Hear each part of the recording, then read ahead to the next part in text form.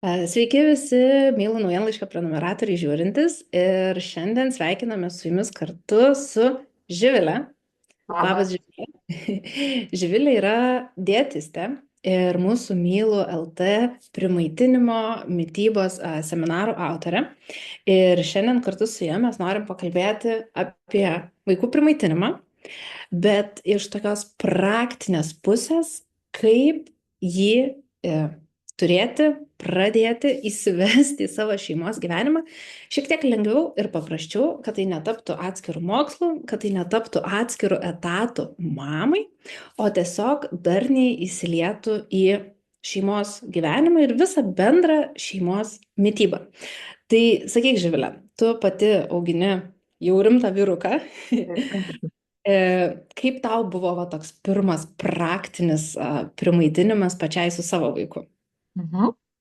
Aš tai labai gerai atsimenu, iš tikrųjų, kad irgi pradėjau per daug nesiruošdama tam. Na, kaip ten kažkokio to pasiruošimo buvo, ten indai kažkokie tai gražesni, ypač kaip pirmą kartą į mamai, tai ten viskas labai smagu, tas etapas toks lauktas.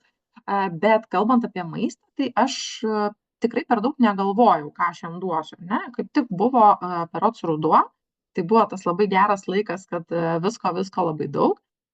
Plius mes turime galimybę gauti tam tikrų produktų ir iš kaimo, tai tiesiog tą, ką turėjau po ranka, tą ir daviau.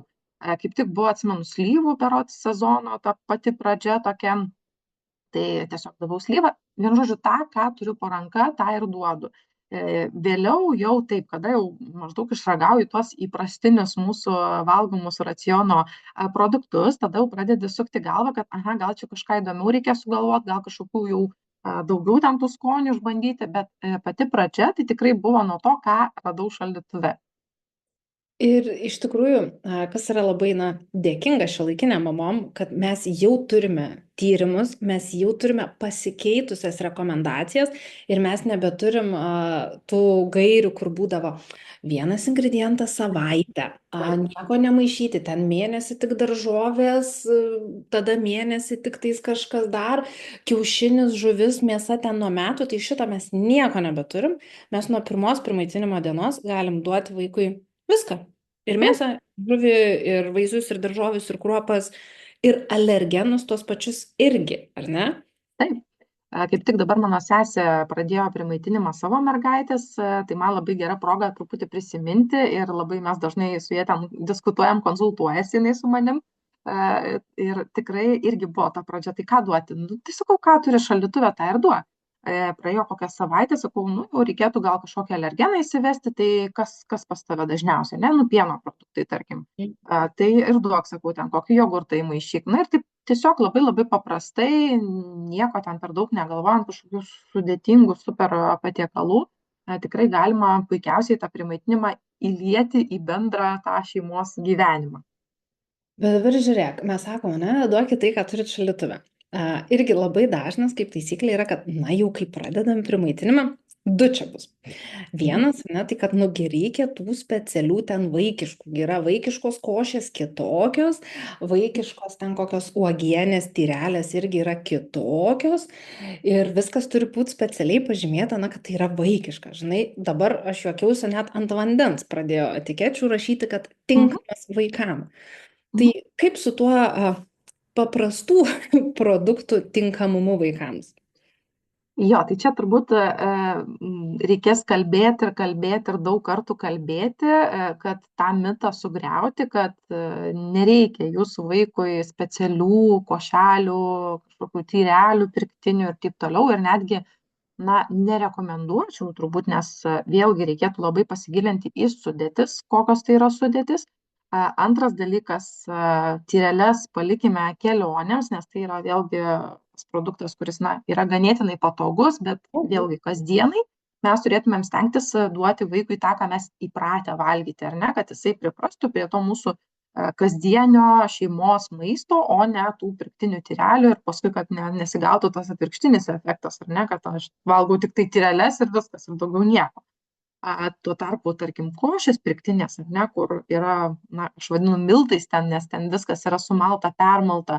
Tai, na, taip, tai yra tarsi saugu, patogu, ar ne, ir netgi rašo nuo 4 mėnesių, tai mes jau čia norim gal net anksčiau tą primaitinimą pradėti ir galim jau, vat, jau su tom košėm pradėti, ar ne, bet vėlgi, jeigu kūdikis yra atkeliavęs iki to maždaug 6 mėnesio, yra pasiruošęs primaitinimui, tai išsivirkit tų pačių naminių grikių kruopų, kokias turit, sutrinkit jas, sublenderiuokit ir bus lygiai tas pats, ne, tik tai truputį vertingiau netgi sakyčiau, ne, negu ta pirktinė užpiltinė košė kažkokia. Tai vėlgi sakau, tikrai nebūtina pulti čia dabar visko pirkti, ar ne, geriau palikim tuos produktus ekstra atvejams, kai jau tikrai reikia kažko tai po ranka tokio.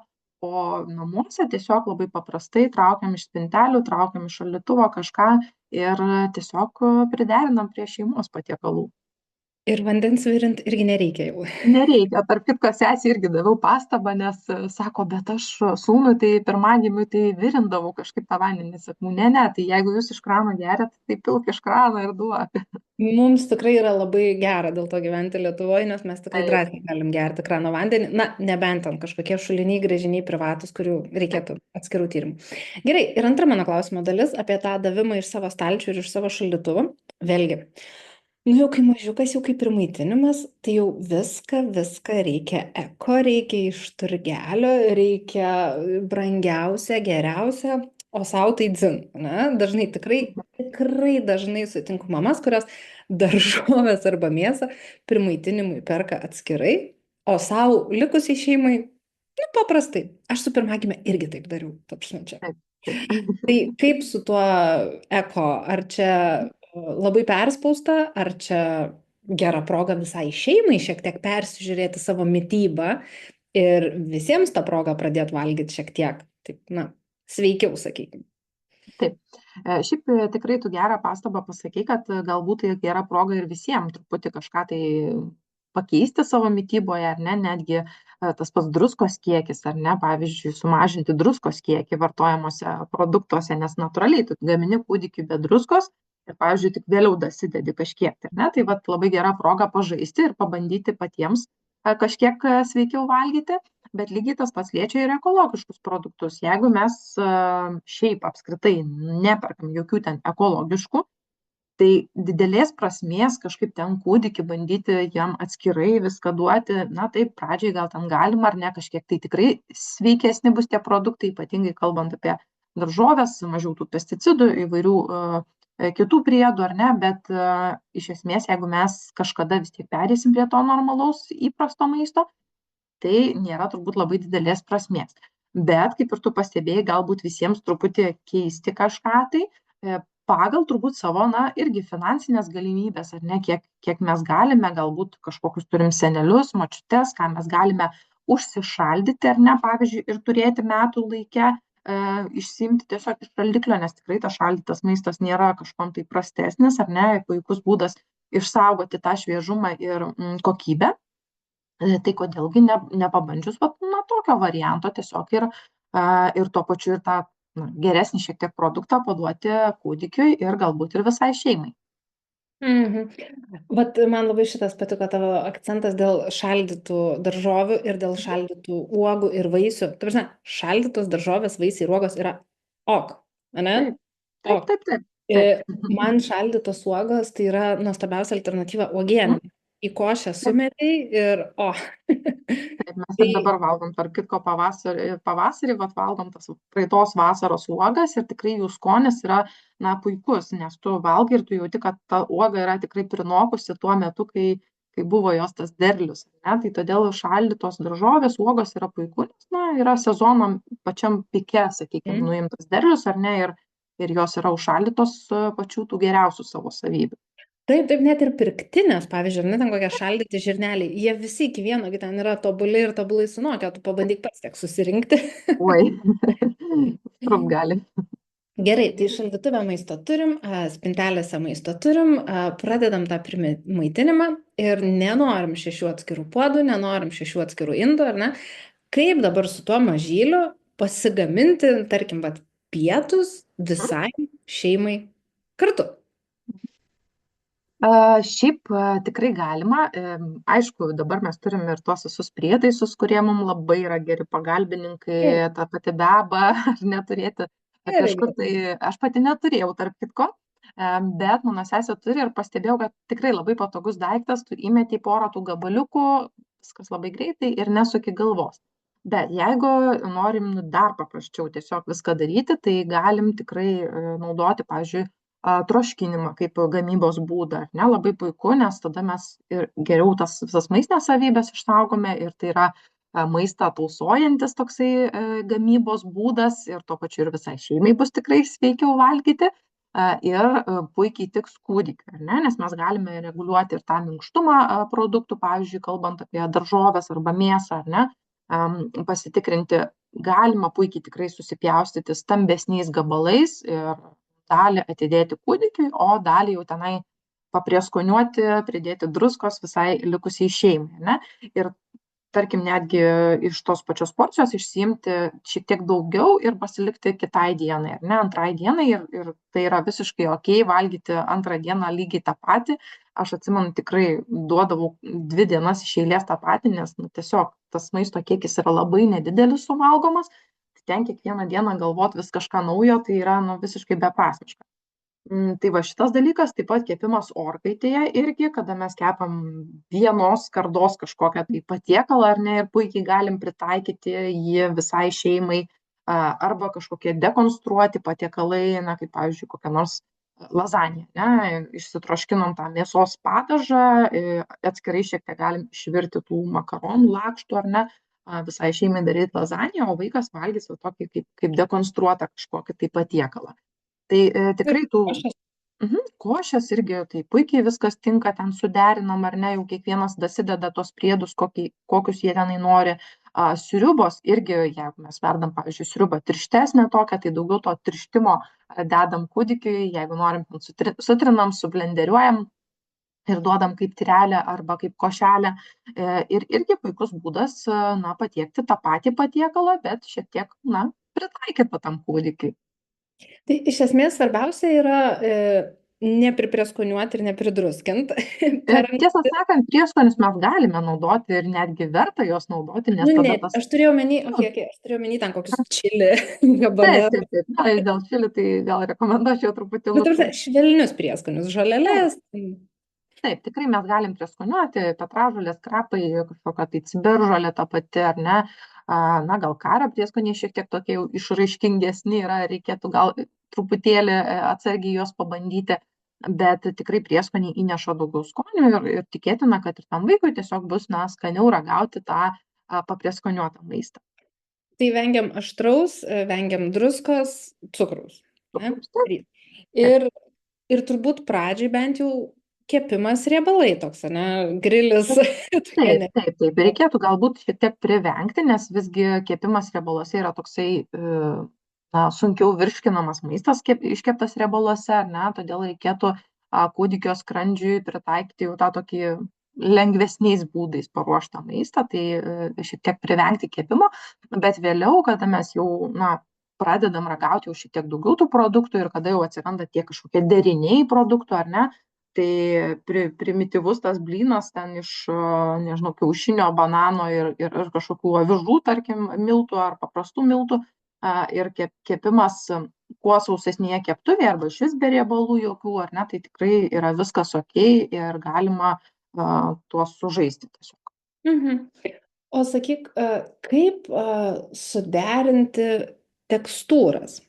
Sutrinti tai viskas aišku, ar ne? Sutrinti lengva viską. Nu, iš esmės gali sublenderuoti bet Taip, ką. Ne? taip. Ten daržovės, troškiniai, sriubos irgi su šakutė pertriniai, su tokiais net ir gumulėliais, tokia tirštesnė tekstūra irgi labai lengva pasidaryti. Mhm. Bet jau kai mes norim vis tiek, ar ne, ar nuo pradžių, ar ne nuo pradžių įsivesti daugiau vat, gabalų, daugiau mėsos ant kaulų, kaip tada aš vat, bandau prisiminti, kaip padaryti, ne, kad ta morka, na, nesutežus jau paskui būtų. Ar jau tokį gabalinį maistą, jeigu mažiukai pradedam, geriau visgi atskirai pagarinti? Ne, nebūtinai. Iš tiesų, tai tas gabalinis maistas, ar ne, įsivaizduokim, kad kepam orkaitėj kažką ir ta tekstūra, jinai turėtų būti tokia, kad, na, mes galėtumėm tarp pirštų sutrinti tą maistą lengvai. Tai jis kaip ir neturi būti visiškai jau ten teštantis, kad Taip, mes taip. tai sutrinti jį galėtumėm. Ne, jisai turėtų būti toksai gan dar tvirtai laikantis formą. Tai jeigu kalbam apie maisto tą tausojimą tokį, ar ne, ir kad išsaugoti daugiau ir tų maistinių savybių, tai ir patys turėtumėm valgyti tokį maistą, kuris, na, nėra visiškai perkepęs ištežęs. Mhm. Tai šitoje vietoje labai pravartu naudoti, pavyzdžiui, maisto termometrą, kas mums parodo irgi temperatūrą, tarkim, ypač su mėsos kažkokiais patiekalais, produktais, na, kada mes galim pasitikrinti, ar tikrai jau yra iškepę ir kad tikrai tai bus saugu vartoti visiems šeimos nariams. Nes, na, suaugę tai ten mėgstam visokius steikus su kraujuku dar kažkokius ragauti, bet, na, kūdikiams, vaikams tai tikrai reikėtų vengti tokių dalykų. Ir va, tas maisto termometras yra puikus būdas pasitikrinti, ar mes jau tinkamai paruošėm, ne? Nes vėlgi, jeigu mes perkepsime, tai truputėlį ir ta tekstūra, jinai susitraukia ta mėsa, ar ne, jinai būna tokia kietesnė ir galbūt jau nebus tokia maloni valgytojui. Tai va, tai tokie būtų galbūt būdai, o šiaip troškinant, ar ne, ilgai verdant, tai vėlgi tie produktai, žiūrint kokie. Ir ta gamybos netgi, sakyčiau, eiga, nesvarbu, kad mes pirmiausia ištroškinom, tarkim, mėsą kažkokią, tai daržovės, kurios verda ilgiau, kaip morka, pavyzdžiui, galim troškinti ilgiau, o pabaigoje kelioms minutėms likus iki troškinimo pabaigos suberti ten kalafiorą kokį, tą pačią saldžią bulvę kokią nors, ar ne, nes jinai ganėtinai greitai išsitroškina. Tai va, tai tiesiog pagalvoti apie patį gamybos procesą, ne kaip mes jį atliekame. Mhm. Ir iš esmės visa šeima tikrai pavalgo tą patį. Man tai atrodo labai didelė pridėtinė vertė ne tik tame, kad mes sutaupom puodų, indų ir savo laiko, bet man atrodo labai didelė pridėtinė vertė ir pačiam vaikui, kai sėda Taip, visa šeima kartu prie stalo ir tas mažylis mato, kad na, yra tas pats maistas mamos taip, lėkštėje, tas pats maistas ten sesės lėkštėje. Ir kad jisai netgi gali pačiupti kažką ten iš tėčio lėkštės, nu jo, okei, jau tikėtina pačiups ten padruskintą tą gabalėlį, bet vėl tai, kad jisai matys tą patį ir ragaus ir tai bus tas pats, daug noriau tada turbūt yra ragauti, na, tai, ką tu matai pas save toj lėkštėj, kai matai, kad taip. sutampa. Taip, ir jie labai pastebi, iš tikrųjų, gal ne pačioje pradžiai tai tikrai jie ten valgo, kas yra paduota, na, dauguma bent jau kūdikių, bet vėliau, kada jau jie tampa tokie truputį sąmoningesni, jau arčiau metų laiko, jie tikrai pastebi, kad, aha, čia mano lėkštėje kažkoks vienoks patiekalas, o mamos jau lėkštėje ten kažkoks kitoks, ar ne, ir gali prasidėti tas toks, va, Mhm. sumišimas kažkoks, ar ne, kodėl čia taip yra, kodėl aš kažkoks atskirtas. Ir, pavyzdžiui, net ir tas valgymas prie bendro stalo, kaip tu sakai, ar ne prie visų, tiesiog irgi duoda labai tokį, na, efektą ir galimybę įsidėti vaikui pačiam vėliau jau truputėlį arba pasirinkti, ką jisai nori, ar ne, kad tiesiog, na, galima būtų įsidėti visko, o ne šito tau negalima, ar ne, pavyzdžiui, iš karto tada, nu, jam toksai irgi apribojimas gaunasi kažkoks. Tai aišku, kartais tikrai norisi ir tų aštresnių kažkokių dalykų pavalgyti ir tų tokių, kur, na, žinom, kad vaikai nelabai valgys, ar ne, tai vėlgi galima išspręsti, tai valgyti kažkur tai išėjus out, ar ne, arba tiesiog pasidaryti tokį, kad, na, vaikams kažkoks vienoks patiekalas, o suaugusiems bus kitoks ir nieko tame blogo nebus. Tiesiog vaikai matys, kad yra kažkokių kitokių skonių, ne, ir tuo pačiu galės paklausti galų gale, na, ką jūs čia valgote ir ar galima paragauti ir galbūt taip irgi pasmalsaus, ką gi ten tie tėvai valgo. Na, svarbu, kad galbūt nebūtų tai, kaip ir sakai, kiekvieną dieną, ar ne, kad kūdikis valgo visiškai kažkokį atskirą maistą, o suaugi atskirą. Tai kad net ir tą aštrų ar kažkokį tokį, kur atrodo, nu, nevaikiškas maistas, kartais, kai duodi paragaut, Taip, lieki maloniai nustebęs, kad visai ten tas vaikas valgo ten tą karį, pavyzdžiui, kažkokį vidutinio aštrumą. Ir kitas, man atrodo, dar labai vertingas dalykas, kai va, jeigu nuo mažens vaikas gauna ir troškinių, ir kažkokių daržovių kruopų, tokių kruopainių mišinių, nu, ne tik tą sudėtą į lėkštę trim dalim, kad, žinai, čia morka, čia kukulis, čia bulvė, daug lengviau dažnu atveju vėlesniam amžiui priima irgi tą sumaišytą maistą, taip. kas yra Čia dar. labai labai svarbus momentas iš tikrųjų, nes jeigu mes tik tai vat, visą laiką tą atskirai, taip, iš tikrųjų yra psichologija tokia kūdikių ir vaikų, netgi jau vyresnių, ar ne, kad jiems yra, na, svarbu tas toksai aiškus vaizdas, nes tiesiog sunku jiems dar suprasti, ar ne, Taip. kas yra tam, tarkim, mišinėje kažkokiam, ar ten kruopų, kaip tu sakai, su daržovėm ir jie gali klausti, bet jiems ten galbūt neaišku bus. vis tiek tai visgi tas toksai, kai jie mato atskirai, tikėtina, tikrai dažniau valgys, labiau rinksis ar ne tos produktus. Bet vėlgi mes, na, žiūrim į tą ateities perspektyvą ir norim, kad, nu, mums kuo mažiau reikėtų apsikrauti ir galvoti, kad dabar čia vis tiek turėsiu kažkaip, nu, skirtingai padaryti tam vaikui. Tai tikrai norisi, kad rodyti ir duoti tos patiekalus, galbūt ne po visą lėkštę, galbūt truputį kažkur šone, galbūt kažkiek pritaikytus jiems, ar ne, kad vėlgi, na, tiesiog po truputėlį išmoktumėm valgyti taip, kaip visa šeima valgo. Ir man atrodo, tas vat, nuo pat kūdikystės tas yra svarbus momentas rodyti, kad kaip vat, atrodo tas mūsų stalas, ar ne, ir kad vaikai, na, po truputėlį įsisąmonintų tą dalyką ir kad jiems nebūtų, kad nu tai va dabar čia tau metai suėjo ir jau čia dabar valgysi viską, ką mes, ar ne, kaip normalus žmogus. Tai, nu tai va jo, nes būna kartais tai per konsultacijas irgi girdžiu, kad iki metų ten stengiasi tas košės, tyrės, ten trinti viską, o paskui jau kaip ir nori, kad valgytų jau tą normalų maistą, bet kaip ten nesigauna valgyti, ar ne, nes vaikas tiesiog pripratęs prie to trinto maisto. Ne, nu tai jeigu tu pusę Tai, metų gavai vien tyreles ir košeles, tai kitą rytą. tai normalu, kad reikia tiesiog mokytis iš naujo Taip. viską, ar ne, valgyti. Tai vat, labai irgi tas momentas svarbus neprašauti to lango galimybių vadinamo Mm. ir tiesiog išbandyti visokias tekstūras, visokias skonius, ar ne, ir visada mokyti vaiką gerai, jeigu tau šiandien tas neskanu, dar nereiškia, kad rytoj bus neskanu. Ne, ir tiesiog bandyti. Jo, tas magija paragavimo yra. Mhm. Tik Taip. paragauti. Gerai, nu tai apie apie ingredientus pakalbėjom, produktus, ar ne, apie tą ruošimą tausojant ir palankų pakalbėjom. Dar trumpai pakalbėkim, vat ir tu minėjai, ar ne, kad, na, tikrai dažnai, na, nesinori ir neprigaminsi ten 3 kartus dienoj šviežio from scratch to maisto. Kaip su to laikymu ir šaldymu? Nes, nu, pavyzdžiui, tie patys troškiniai, kruopainiai, kažkokie mėsos padažai, kurias gali maišyti ten su makaronais ar su tom pačiom bulviam kruopam, ar ne? Na, jų tikrai galima pasigaminti didesnį kiekį ir galima ar tai duoti 2 dienas, ar tai galima šaldyti. Kaip su terminais, man labai norisi, va tokiais, ar ne, praktiškais, buitiškais, kur neturim parduotuvinės etiketės, na, best before. Taip. Tai čia svarbiausia turbūt ne tiek pats laikymo terminas, kaip pagaminimo tos sąlygos, ar ne, ir kaip mes sutvarkom po to tą maistą, pavadinkim taip.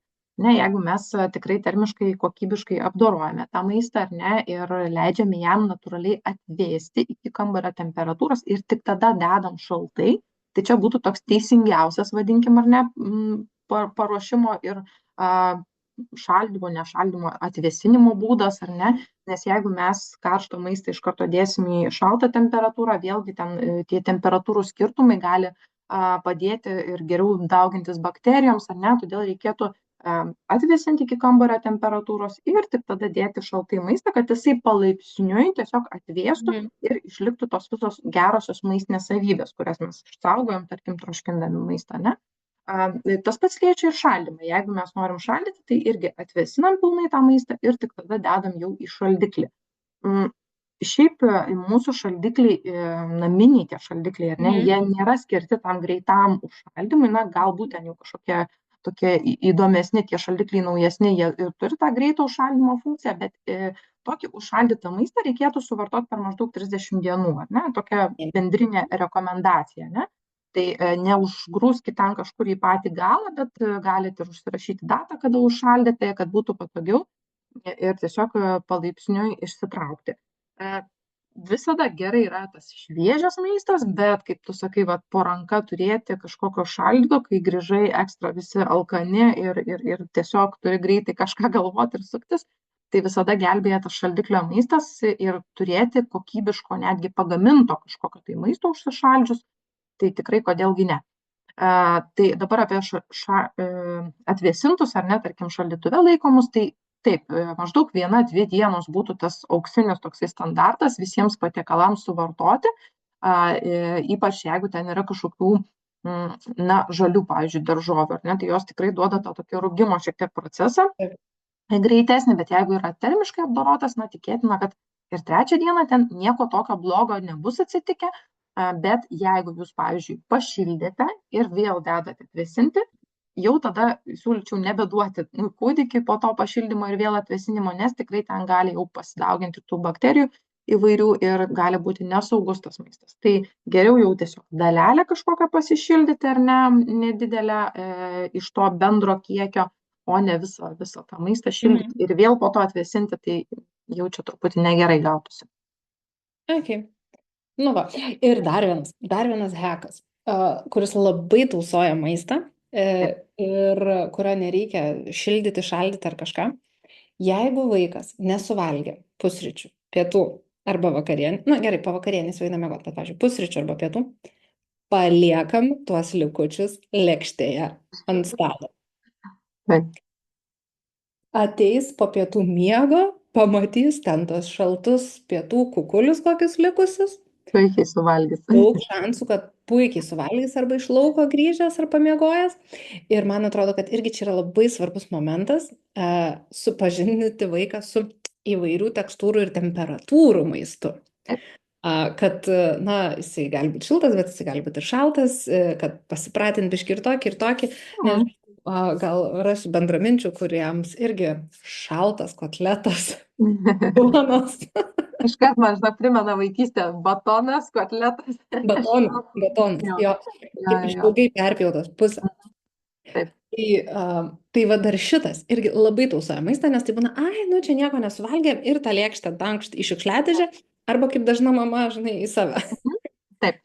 Bet Šiaip labai geras pastebėjimas, tik tai svarbu, kad maždaug 4 valandų laike tas įvyktų, ne, kad jisai nestovėtų tas maistas nu, visą dieną, nesakykime, ir nepradėtų gesti, nes visgi kambario temperatūra, jeigu jinai šiltesnė, ne, tai tikrai tie rūgimo, puvimo procesai visi prasideda, bet šiaip 4-5 valandos tai yra viskas ok ir tikrai tam maistui ten nieko blogo neatsitiks ir labai dažnai aš taip darydavau iš tikrųjų nuo pusryčių, jeigu ten paknaibo kažką, tai viską palieku tiesiog ant stalo ir po kažkiek tai laiko pasiima tą maistą.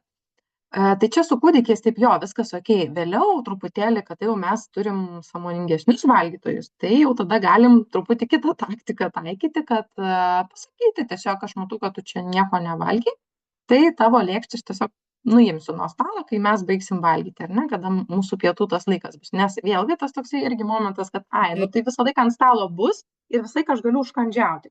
Ne? Tai va šitą irgi reikėtų apgalvoti ir labai galbūt nepiknaudžiauti, bet karts nuo karto tai viskas ok, jeigu taip atsitinka. Bet yra kiti spąstai. Su vatais vyresnėliais šiek tiek. Čia jau pabaigai toks, ne, kad jau į hekus gyvenimą nukeliavom. Taip, nuo 1,5, gal net nuo apie 2, jie Mhm. atranda, kad yra, ar ne, pusryčiai, pietus ir vakarienė, bet kad yra užkandžiai į tarpus. Mhm. Ir kaip taisyklė, tie užkandžiai visada yra skanesni ir įdomesni negu pusryčiai, pietus ir vakarienė. Ir aš su abiem vaikais buvau pakliuvus į tą patį, kur maždaug pusryčių nenoriu, Mhm. praeina pusvalandis, o kas užkandžiai, arba jau ten Noriu užkąsti. dar nekalba, bet jau stalčių varsto, kur žino, kad ten kokie džiūvesėliai. Taip, taip. Tai šitoj vietoj man, pavyzdžiui, irgi labai pasitarnaudavo tas lėkštės palikimas, nu kur tu jo, jeigu tu dabar pusryčių nenori, aš ją paimu, bet po pusvalandžio, jeigu tu alkanas, aš ją atgal ištraukiu. Siurprizas, ta pati lėkštė. Taip, taip, labai geras būdas iš tikrųjų, jo, va, tu nevalgai nieko, ar ne, tai gal dabar nori paragauti to savo maisto, ne, ypatingai jeigu ten tikrai net šaukštelio neparagavo ir visas tas maistas taip ir liko stovėti. Tai viskas ok, ištraukti tiesiog ir vėliau paduoti. Nu, nebent yra kažkas, ko tikrai žinom, kad nemėgsta. Nu, tai tada jau faktas. Bet dažniausiai vis tiek jau Taip, mamos. ir čia puikus būdas nesukti galvos dėl užkandžių, tiesiog ištraukti tą patį ir viskas. Tikrai taip.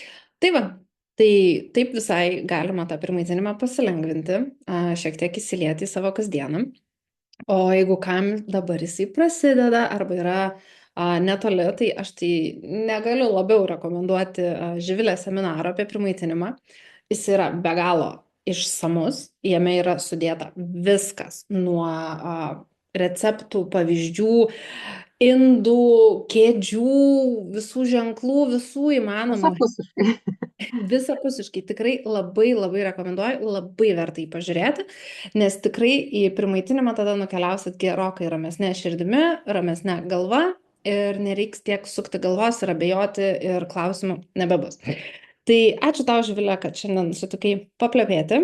Ačiū Gal, kad visiems pakvietei. žiūrėjusiem, klausysim ir susitiksim kitose Mylų naujienlaiškiuose. Iki! Iki.